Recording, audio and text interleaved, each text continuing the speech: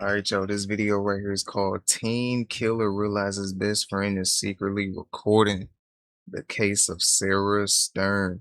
Without further ado, if y'all are new to the channel, subscribe right now. Let's get it.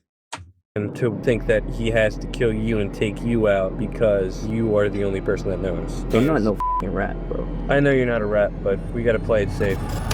This is Liam McAtasney. Sitting next to him is Anthony Curry, his best friend.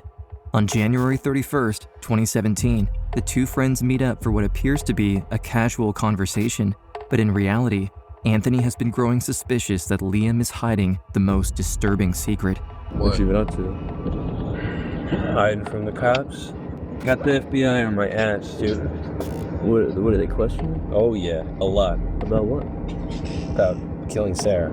2 months before this footage was recorded, 19-year-old Sarah Stern disappeared without a trace. Her car was found abandoned on a bridge, and police found no sign of foul play. But Anthony is convinced Liam had something to do with it, and the only way to prove it is to make him talk. What happened? You didn't hear about it? It was all over the news. Right, but I didn't know if you went through. With Anthony asking more and more questions, Liam is starting to get suspicious. I come out of the shower. Next thing I know, the entire Belmar police force is at my door taking Preston away. You are the only person on this planet that knows besides Preston. I'm not no rat, bro. I know you're not a rat, but we gotta play it safe. What Liam doesn't know is that minutes earlier, someone else was in the car. This is Detective David Siderax. Today's date, January 31st, 2017. I played someone on a supporting device on Anthony Curry. Please state your name and date of birth. Anthony Curry, 5/20/97. If Liam has a gun, the police won't be able to protect Anthony, but he's willing to risk his life to expose the truth about what happened to Sarah Stern so that it never happens again. The problem is, Liam decides to check Anthony for a recording device. Dude, you can't blame me for doing this, right? I gotta feel you up real quick, right? No disrespect. I'll show you. No disrespect, okay? I'm not no f***ing rat.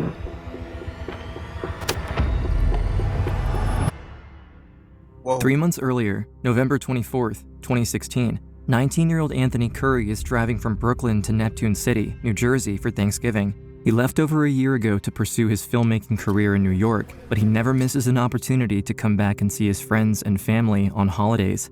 After an almost 3-hour drive, he notices he received a bunch of text messages from his best friend, fellow film buff Liam McAtasney. Anthony Curry is an aspiring film director, and he went to high school with Liam and Sarah. So tell me when you first became friends with Liam.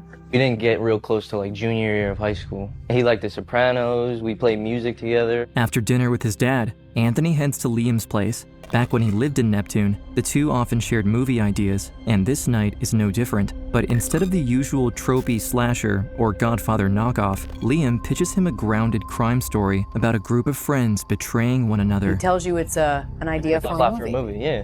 I make movies, I'm a filmmaker. He used to tell me ideas all the time about, films I should make and all that stuff, and he told me about this idea he had. Liam's pitch sounds like this. Imagine a group of friends who have known each other since childhood. As they become adults, everything changes when one of them, the only girl, finds a huge stash of money in an abandoned house. In dire need of cash for one reason or another, one of the girl's friends tries to rob her, but ends up killing her instead. Unsure of what to do, the perpetrator loops in the others, and together they get rid of the body by throwing her off a bridge. Did he seem excited about this idea? Yeah, he was hyped. He was an energetic kid. I was like, yeah, he's a little nuts, but I don't know, I just thought it was a movie. Before we continue, we'd like to thank this episode's sponsor, Cloaked. Our sponsors help us continue our mission to bring challenge. Seeing our work to get 30% off any plan. And now, back to the case of Sarah Stern.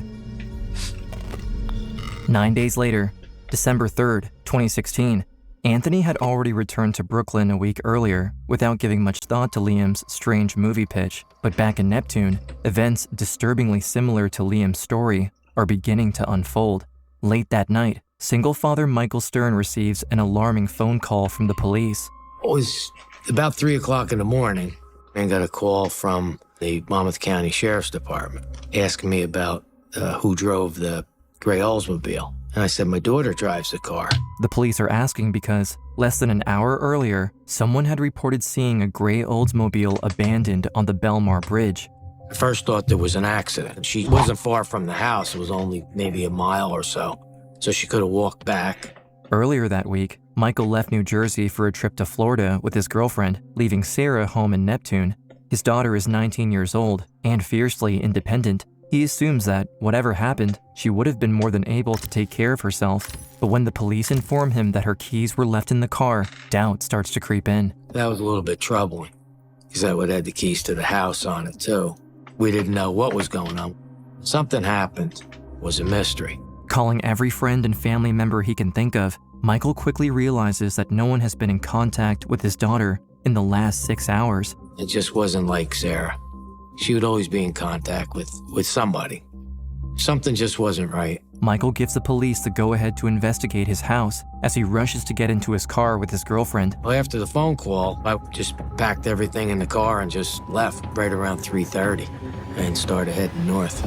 A missing girl who disappeared on a bridge. That sounds a lot like the story Liam pitched to Anthony just a week ago. But miles away in New York, he's completely unaware of what's unfolding in Neptune City. Camera, right? Just mount yourself real well. Neptune City Police, hello? The police department, hello? Anybody home? The resident is Mike Stern. We're trying to locate Mike. Stern's in Florida at the time. Okay. But the dog's in a cage, so somebody put the dog in a cage. That's strange. This is a neighbor, I think, of Stern. Yeah, we're trying to find Sarah. We're not saying she's missing. We haven't been able to find her yet, and there's a little concern about her, so. You'd never lose Friday, her dog. The dog was in the cage at the house. How much do you know so far? Sarah's neighbors said she saw her earlier that day with her friend Liam, moving some of her late mother's things. Carla had passed away from cancer a few years earlier, and the family still hadn't gone through most of what she left behind. Her passing had been particularly difficult for Sarah, who was just a teenager at the time. What mindset was she in today? Is she depressed? I think she's Is she? All right. We're going to continue this search then. Be calling Liam to see if Sarah's over there. out back there. Liam's on the other block. We're going to go over there now. 19-year-old Liam McAtasney is one of Sarah's closest friends. He's in his second year of college and pursuing a career in law enforcement. Friends describe him as social, funny, and obsessed with movies, especially horror and crime dramas. Following the neighbor's directions, the police quickly arrive at his mother's doorstep. Is Liam home? We're looking for a friend of his, Sarah Stern. Does he hang out with her? Yes, there's a very good one. He's at 12 Holly? 11 Holly Street. 11 Holly? Might be over there. Yeah, of course.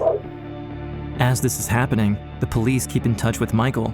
The news that his daughter had spent the day with her good friend reassures the panicked father. Liam and Sarah and the group, they used to come over, swim in the pool. They'd hang out at the pizzeria, and they would goof around and, laugh. When police arrive at Liam's doorstep, they find the 19-year-old alone. He claims to have no idea what happened to his friend, but he's quick to suggest Sarah was struggling.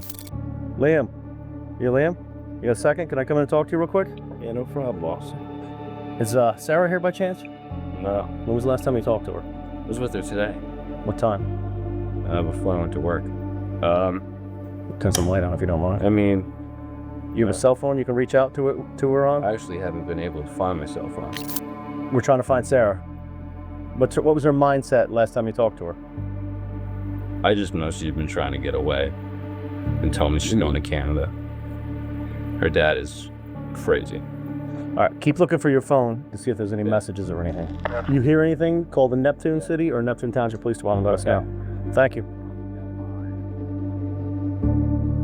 This is police body camera footage recorded just hours after 19-year-old Sarah Stern's car was found sitting empty on the Belmar Bridge. Police never found her body, so first thing tomorrow they'll be searching these waters as a desperate father waits in agony. Given the statements from Liam and the neighbor, the police's leading theory is that there's no foul play involved in Sarah's disappearance, although she remains officially missing.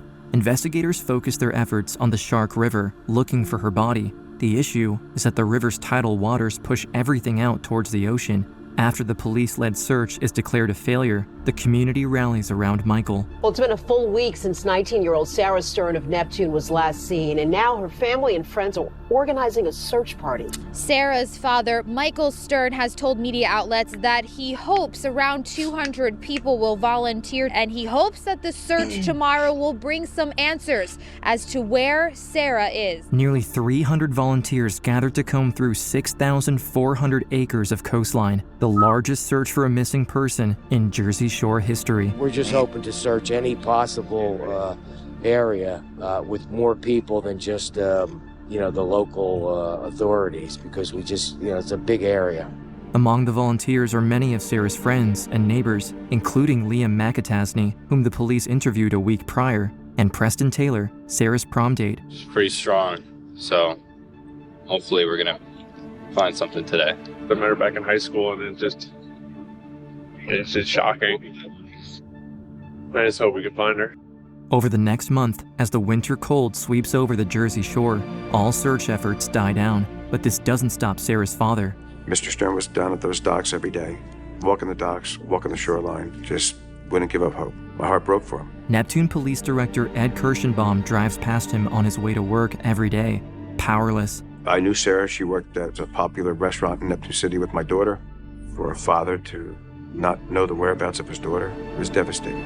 Although the search has failed to find Sarah, investigators won't give up on her case, and the more they learn about the 19-year-old, the less they believe that she had disappeared willingly. Friends and family insist that Sarah would never have abandoned her dog, and police find both her passport and Canadian money still sitting untouched in her room, contradicting Liam's claims that she may have left the country. Detectives also find little evidence that Sarah had any serious issues with her father. In fact, she had texted him right before disappearing. By now, investigators are increasingly leaning toward the possibility of foul play, but they are already 1 month into the case and still have no suspects. We were at a standstill. We were at a dead end. The case was growing cold by the minute. While all of this is happening, Anthony Curry has been going on with his life in New York City, completely unaware of what is going on in Neptune. That's until he sees a post about Sarah's disappearance on social media, mentioning that her car was found on a bridge. It's been a while, but Anthony remembers Liam's movie pitch with its oddly similar plot, and just as he begins connecting the dots, Liam suddenly resurfaces. How often was he trying to contact you when Sarah went missing? Almost every day. What was he texting you? What was he saying to you? That he wanted to see me. That it was like urgent. Anthony isn't sure whether he's just being paranoid or if Liam might truly be involved in Sarah's disappearance. In any case, it's a lot of pressure for the 19-year-old, so he seeks out the help of his father, Eddie Curry, who still lives in Neptune and is much closer to the case than he is. Eddie doesn't hesitate and immediately puts his son in contact with Detective Michael Bonanno, one of the case's leading investigators and a personal friend of the Currys. I know the family very well, known Anthony since he was young, and Eddie was concerned that he had some information on this, what may have happened to Sarah. I was shocked. The problem is that Anthony has no real evidence. Some investigators even wonder if he's making the whole thing up. But following a polygraph test, the police are convinced. And to top it all off, Anthony receives a strange message while still at the station. That message that was sent via Snapchat said, "Have the police spoken to you?" And Anthony responded that we had not. It was from that moment that Anthony Curry became convinced that he may have had something to do with Sarah's disappearance. Liam is now calling him multiple times a day, every day, and Anthony doesn't have to push too hard for him to start divulging compromising information. This changes things drastically for the 19-year-old informant. We saw Anthony Curry's demeanor when he provided us with the information. We saw the concern that he had. He was scared. He was scared. Did you feel like your life was in danger at all? If somebody's capable of doing that, he could try to hurt my family or somebody I knew or... Eventually, Liam reveals that he recently came into a large amount of cash from a girl he knew. He refuses to explain how he got it, but for Anthony and investigators, that alone is alarming enough. Police begin working with Anthony on a plan to get Liam talking. The first step is arranging a meeting between the two. We were going to ask Anthony if he'd be willing to allow law enforcement to monitor and record his communication with Liam. The initial Text messages and Snapchats were relatively benign. Anthony ultimately on the telephone asks him if he can borrow money. My camera broke, dog. Dropped it on the shoot. It fell into a bucket of blood. You couldn't like spot me some cash from that girl's money, right? Wait. Like, How much do you need? I need like two. I mean, I will pay you back after all these jobs work out. I don't think I could do that. We need to talk about that too. Do you have like anything left from it or nah? Yeah. I don't know. I don't really want to talk about it right now. Okay, I'll see you Friday then. This is Detective David Siderax of the Monmouth County Prosecutor's Office. Today's date is January 31st, 2017. The approximate time is 10:26 p.m. I placed someone upon a supporting device on Anthony Curry. Please state your name and date of birth. Anthony Curry, 5/20/97. Anthony drives away from the station. For testing purposes, detectives ask him to crank up the radio and sing out loud as they adjust their receiver. It's a surreal situation for the young filmmaker. He believes his friend may have killed someone, and in just a few minutes, he'll be sitting alone in a car with him. Still, Anthony feels he has no choice. If Liam really was involved in Sarah's disappearance, this might be the only chance investigators have to prove it. Anthony heads toward Ocean Avenue and parks beside the boardwalk overlooking Bradley Beach. It's freezing outside, and Liam could arrive at any moment. Good, money. How you doing? How you doing? You want a cigarette? Nah, I'm good. I quit them shits. What were you doing? Hiding from the cops. Got the FBI on my ass, dude. What are they questioning? Oh yeah, a lot. About what? About killing Sarah. Assuming that the crime might have followed Liam's movie pitch, investigators suspect money might have been the motive behind Sarah's disappearance. Following their instructions, Anthony brings up his broken camera story again, hoping Liam might say something incriminating. But instead, the suspect begins casually complaining about the money he got from the robbery. The worst part of it is, I thought I was walking out 50 grand, 100 grand in my pocket. She had one safe, and she took money out, and she only had 10 grand. And this money, it's old money, terrible quality. I don't even know if I can put any of it in the bank. Anthony has to be careful with the questions he asks. He wants Liam to open up, but pushing too hard could raise suspicion. So, he tries to steer the conversation back toward the source of the money Liam mentioned, but almost immediately, the discussion takes a disturbing turn. So what, do you have it hidden? Yeah. First it was in my house for a long time, but then I stopped trusting Preston. Yeah, what's the deal with Preston? Was he... Nah, he's cool. Like tonight, we were gonna potentially kill a bunch of people and get a bunch of drugs and money, and nothing. It's weird. Preston Taylor is Liam's roommate and also a good friend of Anthony's. Realizing Liam is unexpectedly willing to talk about him, Anthony carefully shifts the conversation toward Preston. And again, Liam begins revealing far more than expected. This is Preston's thing this time. Sarah's whole deal was my thing. But I had planned Sarah's situation for me to be interrogated by cops. Like, that was whole part of my plan, to make me look not guilty. It's already been a few minutes since Liam entered the vehicle, and with Anthony asking more and more questions, Liam is starting to get suspicious. I come out of the shower. Next thing I know, the entire Belmar police force is at my door taking Preston away. You are the only person on this planet that knows, besides Preston. I'm not no rat, bro. I know you're not a rat, but we gotta play it safe. As the conversation continues, Liam becomes increasingly paranoid. He repeatedly warns Anthony that Preston already wants him dead and insists that they all need to meet before things spiral further out of control. Refusing to go back to their house, Anthony tries to stay calm until Liam suddenly asks him to prove he's not wearing a wire. Dude, you can't blame me for doing this, right? I gotta feel you up real quick, alright? You're good. No disrespect. I'll show you. No disrespect, okay? I'm not no rat. Just across the parking lot, the detectives are on edge. From their position, they can't see what Liam is doing inside the car. People are like, do you think he's a hero? Absolutely, he is. Because he put himself in a situation where if Liam had shown up with a gun, even though the detectives were across the street, they would not have been able to save him. And he appreciated that and still did the right thing.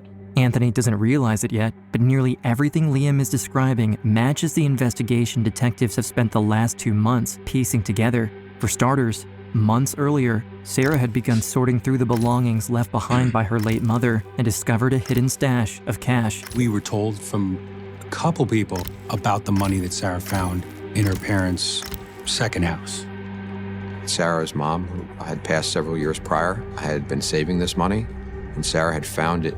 We were told her mother left there for her to find. But what disturbs investigators even more is how different Liam sounds. For weeks, detectives have been interacting with the seemingly polite, cooperative 19-year-old who presented himself as one of Sarah's closest friends. I've been friends with her since first grade, so we have a pretty good friendship.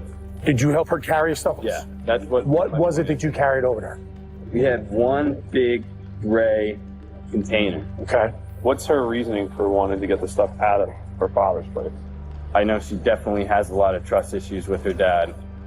Sarah had never told her father about the money she found. To investigators, that had always seemed strange. But, according to Liam, Sarah believed Michael had previously taken money that was meant for her following her mother's death, leading police to initially trust Liam's insight. I know that when her mom died, she had money that was supposed to go to her, and her dad took that from her. Furthermore, investigators also reconstruct Sarah's final day. Security footage and witness statements confirm that Liam spent most of the day with her.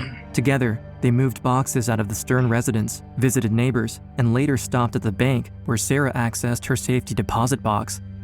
She seemed very happy, and she asked me to hang out that night. And she was telling me that she wanted to move to Canada.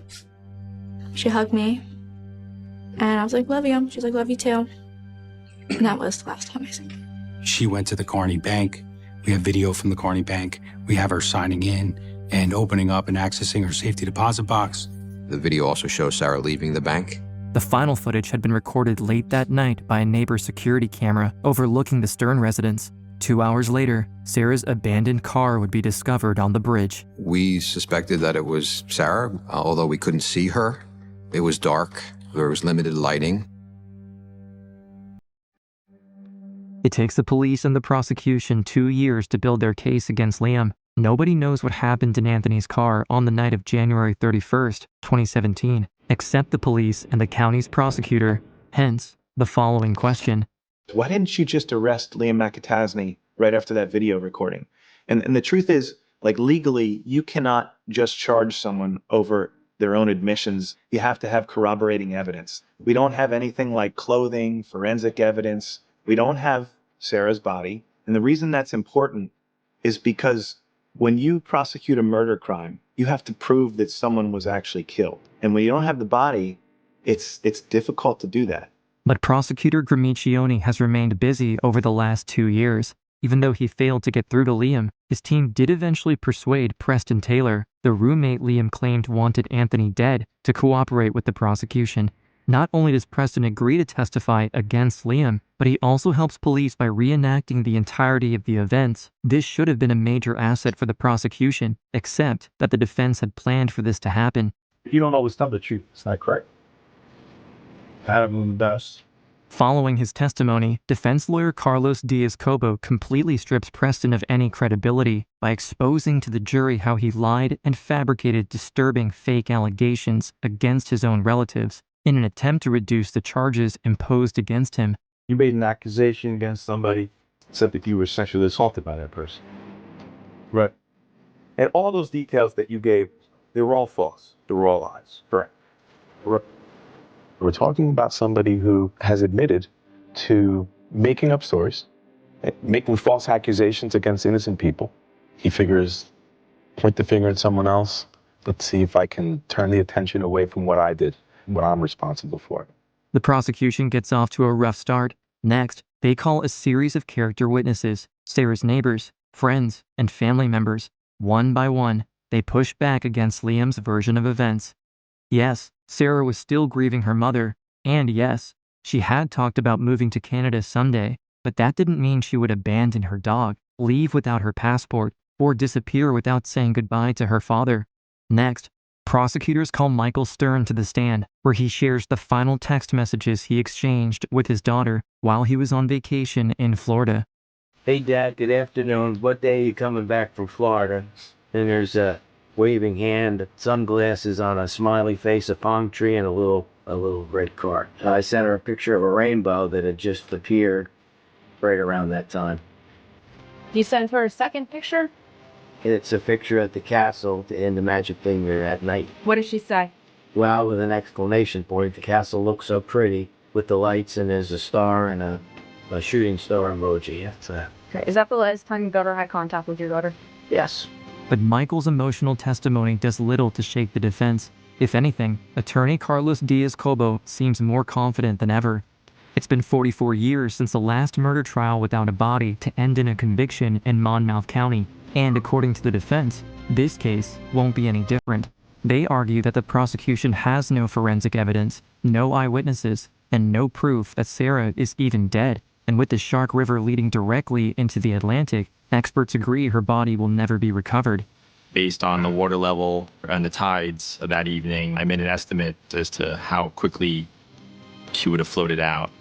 She would have been about 7 miles offshore in 24 hours.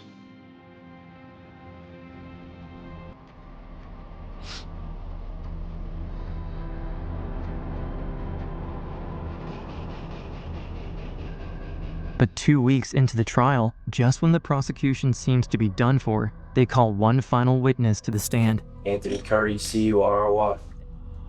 Do you know who Liam Makatazny is? Yes. Were you guys friends? Yes. Do you remember an event that happened that you decided you didn't want to be friends with him anymore? Yes. Okay. Now, I'm going to ask you this. Do you want to be here today? No. Why are you here? Doing the right thing. You see him fidgeting, you see him crying. He had not seen his video since that day. State would like permission to play Court Exhibit 2. Dude, you can't blame me for doing this, right? I gotta feel you up real quick, alright? You're good. No disrespect. I'll show you. No disrespect, okay? I'm not no rat. Liam pats Anthony down, looking for the old school wire that's along your chest, and that's not how we do things anymore. And after that, we couldn't believe what we were hearing. You don't have to question me. I'm in Brooklyn. The cops haven't questioned me. I know you're not a rat. And I did something really dumb. I planned it out for half a year. What did you end up still up free? You didn't hear about it? It was all over the news. Right, but I didn't know if you went through it. Yeah. And the worst part is we threw her off the bridge and the body never showed up. It's probably all the way out in the ocean. With his suspicions about Anthony finally put to rest, Liam begins describing what happened to Sarah in extraordinary detail. All right, so I'm hanging out with her. She has, we went to the bank. She took some money out, not all of her money. We're counting it out, and then it took me a half an hour to kill her. I thought I was going to be able to choke her out and have her out in like a couple minutes. Took her for 30 minutes. My biggest problem was the dog, and her dog laid there and watched as I killed her. Didn't do anything. Jeez.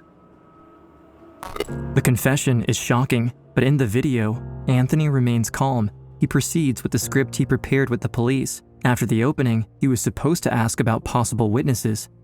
Nobody was there? Grandma wasn't No, there? nobody was there. Even her dad wasn't there. He was in Florida. So I have to leave.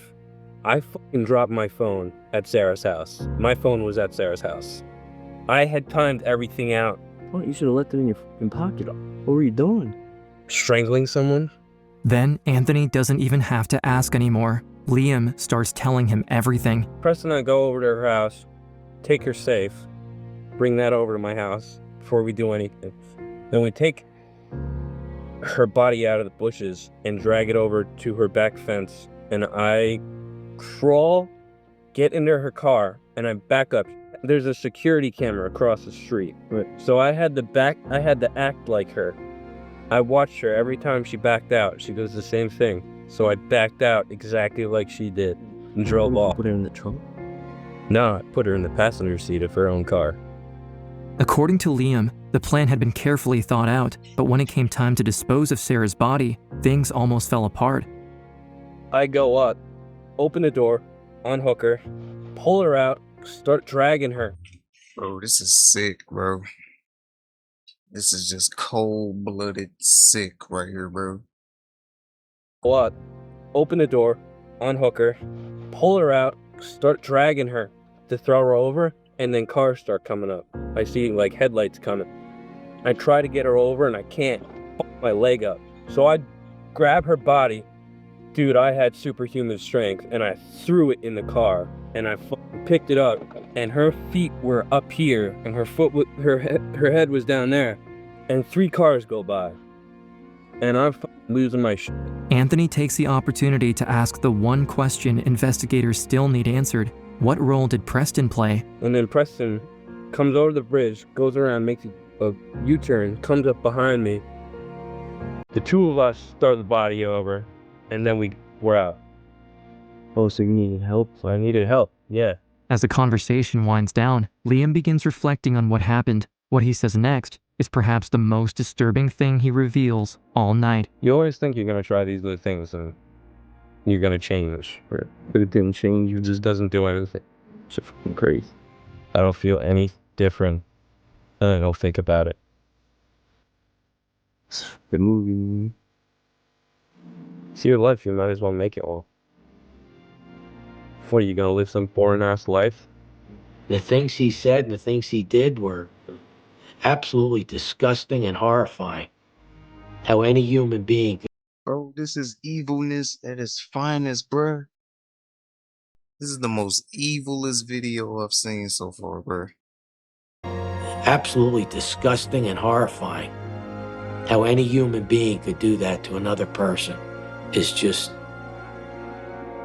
It's just unfathomable. It's evil. Pure evil. I just said that, right? I just said that. We on the same page over here, bro. Following Anthony's testimony, the defense falls apart. What the defense put on was it just seemed like nonsense. It's just, let me make a story up today and present this and try to make it look like my client's innocent. He was doing an audition. He was making things up, trying to impress that horror film director.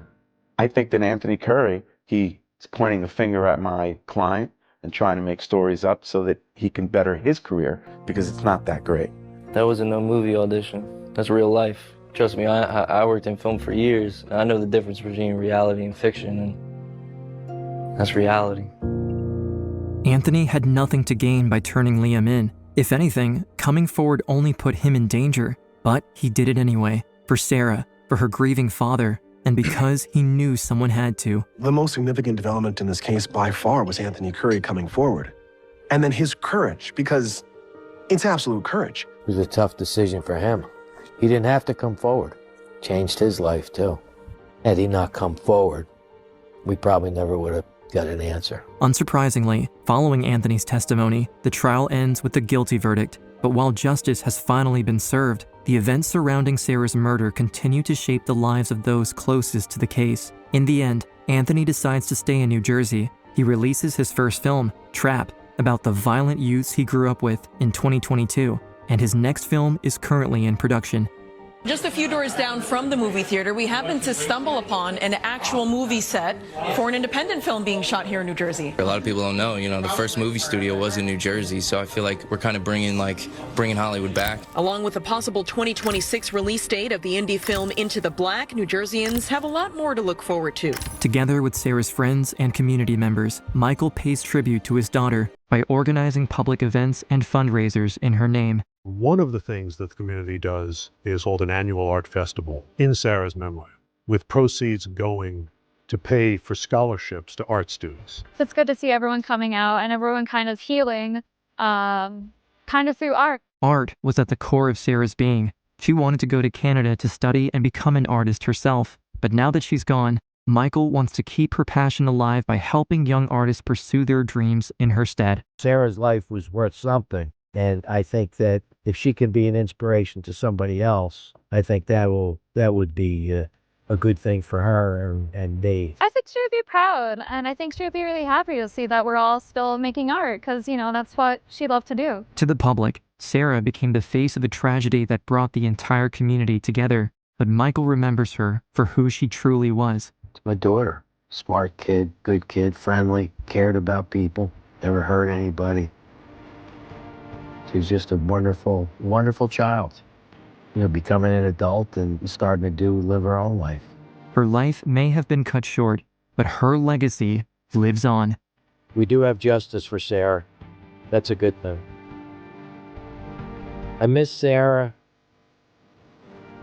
but this is a nice tribute to her.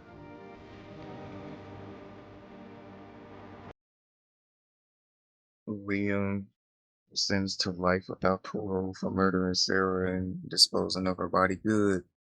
Preston was sentenced to 18 years in prison for his role in the robbery, cover-up, and disposal of Sarah's body. This is crazy, man. R.I.P. Sarah, man.